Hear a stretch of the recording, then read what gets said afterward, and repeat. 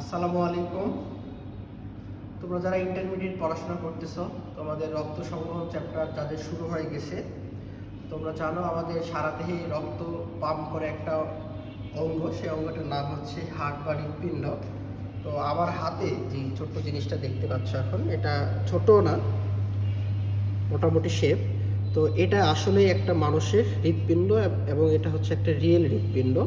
এটা আমি ক্রেডিট দিচ্ছি রাজশাহী মেডিকেল কলেজকে। আমি রাজশাহী মেডিকেল কলেজের এটা একটা সম্পত্তি, এটাকে আমি তোমাদের দেখার জন্য ইউজ করতেছি।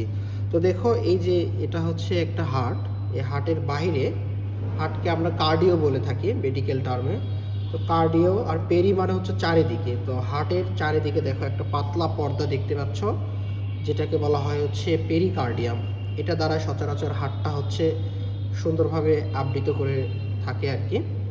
আর তোমরা জানো যে হার্টের 4টা চেম্বার আছে। তো এই হার্টটা অনেক পুরাতন, সুন্দর করে বুঝতে পারবা না হয়তো বা, তারপরে দেখানোর চেষ্টা করি।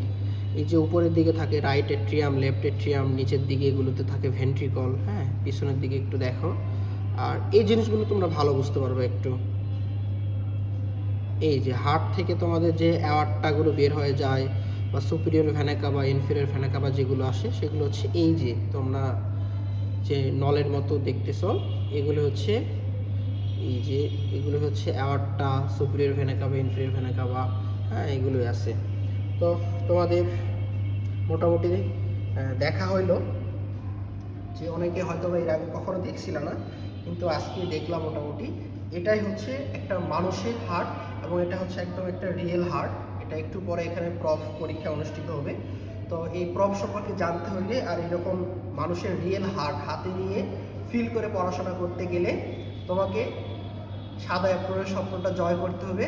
বাংলাদেশের কোনো না কোনো একটা মেডিকেল কলেজে অ্যাডমিটেড হয়ে পড়াশোনা করতে হবে।